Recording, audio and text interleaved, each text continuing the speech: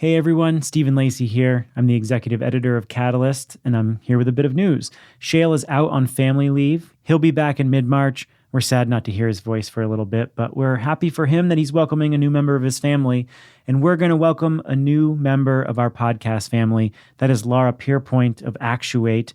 Laura is an industry veteran, and she has a lot of really compelling perspectives, and she'll be doing interviews and episodes on advanced nuclear, hyper-efficient HVAC tech, and much more. So stay tuned for some episodes with Laura. This week, we've got something different for you, a crossover episode with a podcast that I host called The Carbon Copy. It's a Catalyst sister show. It's part of the Canary Media lineup, and it explains the changing planet through the lens of current events. We take one story in the news and talk about the big picture context of that story in a narrative way. And in this episode, we're diving into lithium production. Lithium reserves under a body of water in California called the Salton Sea could fuel the battery revolution.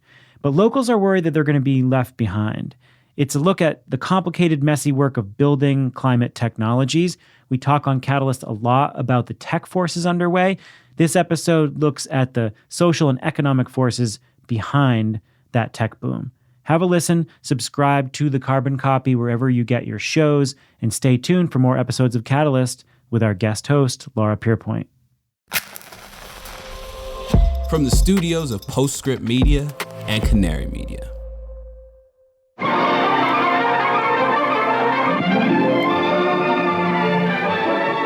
You are looking at a remarkable idea, an idea that has intrigued and attracted and literally thrilled thousands upon thousands of men, women, and children. And you, my friends, are about to witness this idea become a reality. For this is the story of the miracle sea in the desert, the Salton Sea. The Salton Sea is the biggest inland body of water in California. But if you've never heard of the miraculous sea in the desert, you're not alone. In the 1950s, it was a booming vacation destination. It rivaled Yosemite National Park in tourism. Frank Sinatra and the Beach Boys vacationed there. It became known as the California Riviera, and resort speculators poured in. That is, until the Salton Sea started disappearing.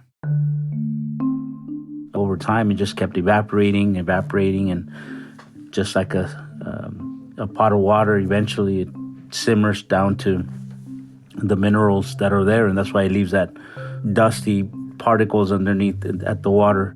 Luis Olmedo has lived in the region around the Salton Sea his whole life.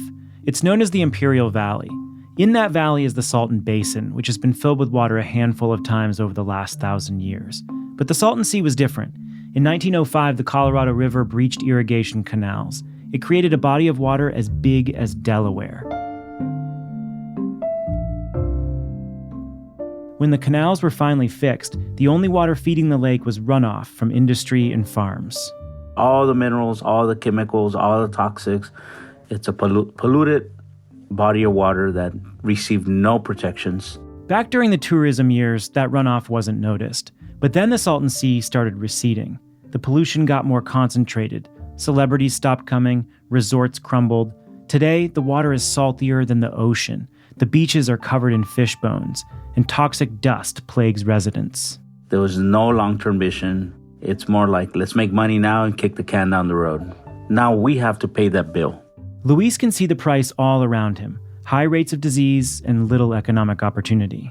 There is a high percentage of unemployment. Poverty level is high. We are also persistently dealing with endemics, whether it's asthma or other diseases. Over the years, companies and lawmakers promised to fix those problems. Land restoration, dust suppression, renewable energy jobs. Most of the promises were never delivered. And now there's a new industry coming to the region and bringing the biggest promise yet.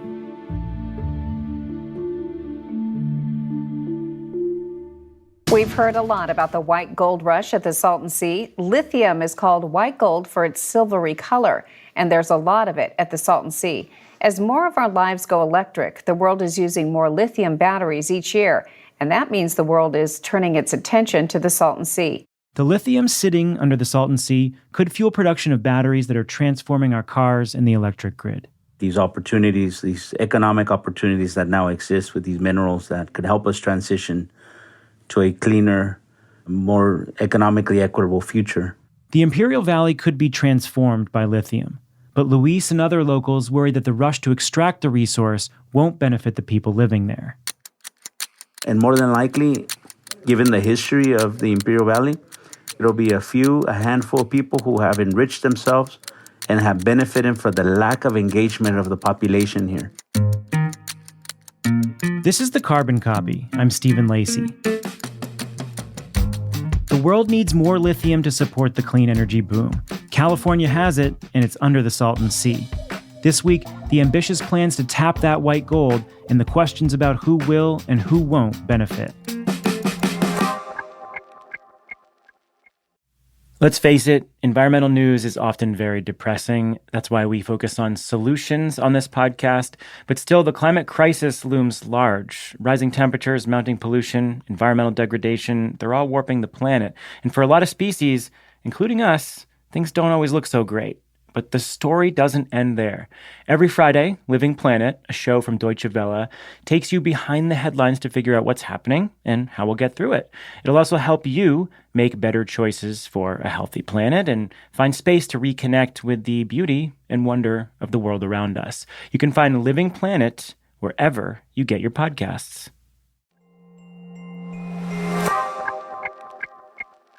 Batteries are everywhere. They're in our electronics, our power tools, our lawn equipment, and now they're on our grid and in our cars. And almost all those batteries are lithium-ion. So to make an all-electric world possible, we're going to need a lot more of one very important mineral, lithium.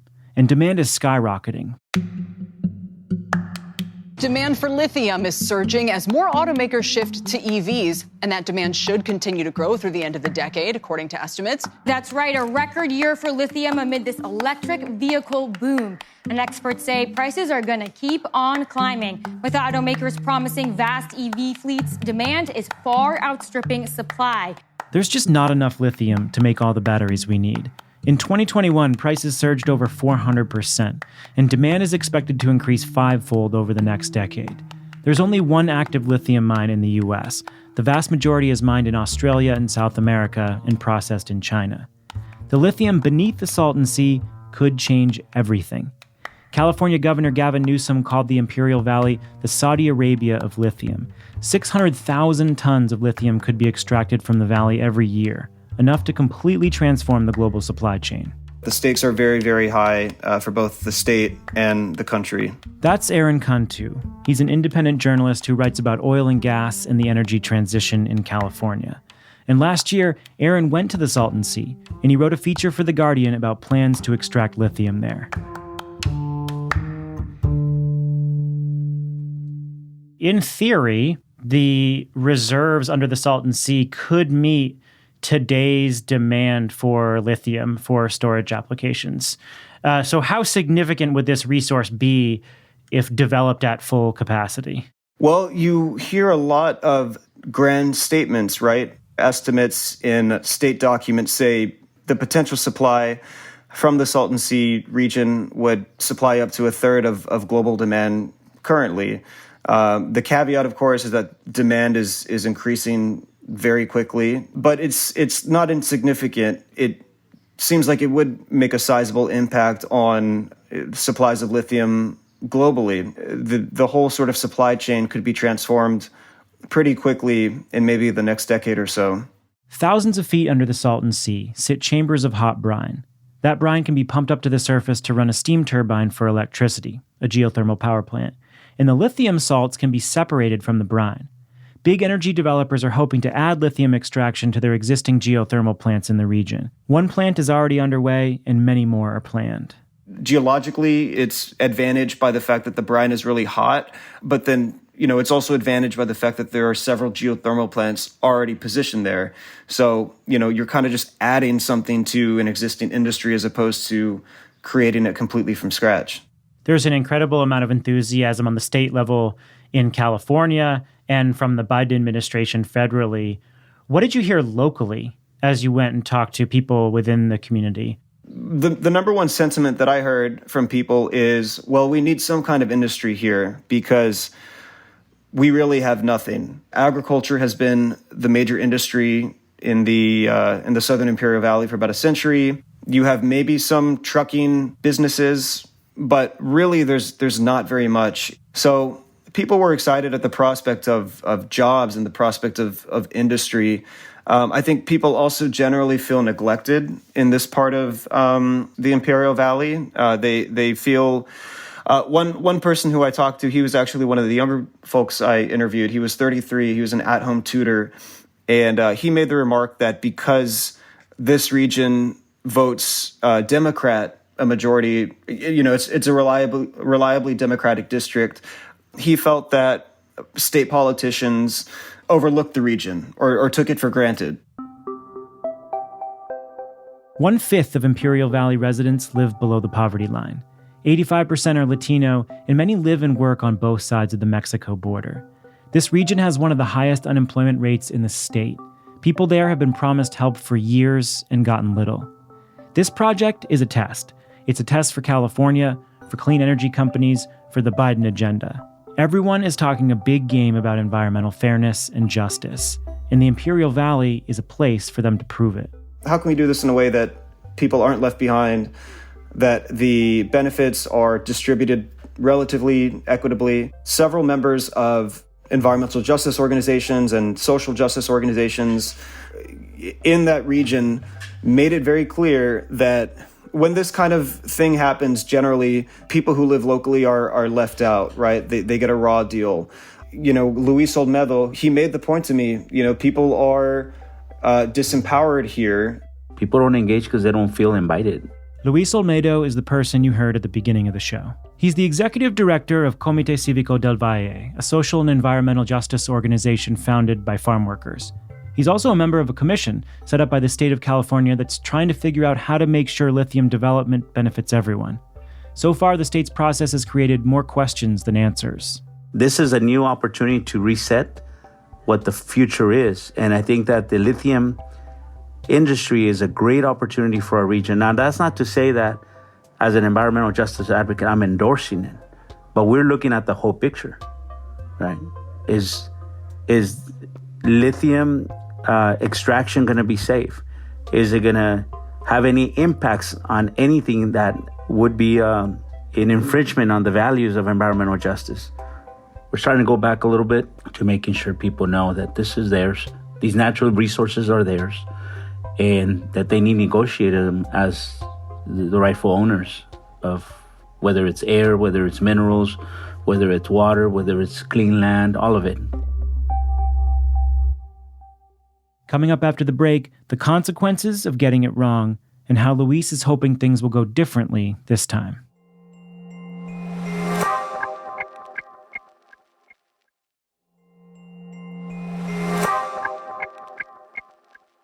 This is not the first time the clean energy industry has promised to bring economic growth to the Imperial Valley. In the 80s and 90s, 11 geothermal power plants were built to tap the hot water underneath the Salton Sea. In the 2010s, wind and solar activity picked up, and there were big promises to create local green jobs from those industries too. But the long-term employment never came. Because when we had all this wave of solar and wind, they promised jobs. They promised the same thing. And all we ended up is with hundreds of people with certificates that are useless. Certificates for solar where there are no jobs. Here's Aaron Cantu again. It's been seen as a potential hub of that kind of industry. In practice, it hasn't really worked out that way. And, now there's fears that this lithium development can also crumble in the same way. But the hope is that it won't. The state or the federal government are going to step up, or even the local government with subsidies and dollars and tax incentives. We want to make sure that there is evidence that they're really going to create these jobs. One way to ensure that industry delivers on their promises is this special kind of agreement. The majority of these resources are public resources. It's public land. It's publicly owned minerals. Whether the state owns them or whether our local utility owns them, that's the people's minerals. So why should the people give up their mineral without having some kind of community benefits agreements? A community benefits agreement. It's this kind of contract between a town or a city and a developer. It specifies exactly what kinds of benefits a community will receive. Think hiring requirements, investments in businesses and institutions, even royalty sharing. Agreements like these can shift the power imbalance between locals and industry. Because these companies are going to enrich themselves with this mineral. We need to make sure that there is a return in profits. These models exist. It's nothing new. They just don't exist in disadvantaged, low-income communities of color. Why? Because it's industry, a lot of times think they can take advantage of our communities. The state is working through these issues right now. In October, the Lithium Valley Commission will submit a big report to lawmakers, and that could guide regulation of the lithium industry. Luis is pushing hard to make sure that justice issues are taken very seriously. And these days, I like to focus on the opportunities we have to make a more equitable, a more just present and future, learning from the failures of the past.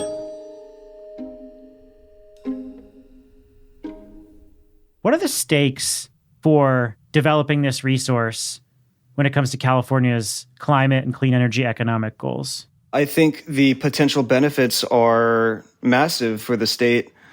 Economically, it could transform the southern Imperial Valley. It could help the state reach its emissions reductions goals, whether through faster adoption of electric vehicles or getting rid of dirty power sources and using energy storage batteries in place of fossil fuels as part of a network of solar and wind sources. The benefits could be really, really huge. I think failure for the state would be really embarrassing. And so if this big idea with so much attention and resources and hope isn't able to get off the ground, I think it'd be pretty disastrous for any future potential ventures in this part of California. The Biden team calls lithium supply a national security issue.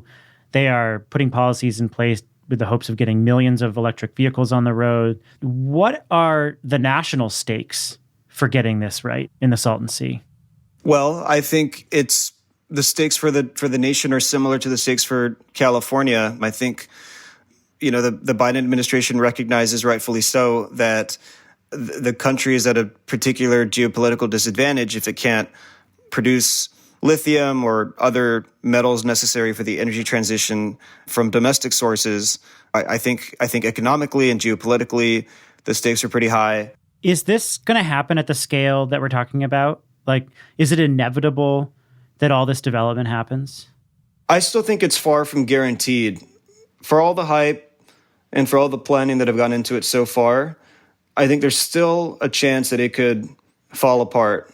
I think the politics of the region are indicative of how these sorts of grand promises for renewable industries have fallen apart in the past. So I think there's still a lot to be seen. Aaron Cantu is an independent reporter. You can read his lithium story on The Guardian's website, and we'll link to it in the show notes. Did you take a swim when you were there? I didn't really want to get into the water, but I do know some people still swim in it. And Luis Olmedo is the executive director of Comité Cívico del Valle. He deals with lots of serious subjects, but he also has a sense of humor. If you wouldn't mind just stopping the recording, and then what you can do is I'm going to ask you to send that to me via... I didn't record anything. Oh, no. Really? I'm just kidding. Okay. I was like, oh, gosh. Okay. The Carbon Copy is a co-production of Postscript Media and Canary Media. Our producers are Jamie Kaiser, Alexandria Herr, Dalvin Abawaje, and Daniel Waldorf. Thanks to Alexandria Herr for taking the lead on this episode and for her original reporting. Sean Marquand mixed the episode and composed our theme. Original music came from Echo Finch and Blue Dot Sessions. Thanks to Canary Media for their partnership. You can find all our episodes at canarymedia.com. Please give us a rating and review. It's super helpful. And share a link on social media. Join us here next week. This is The Carbon Copy. I'm Stephen Lacey.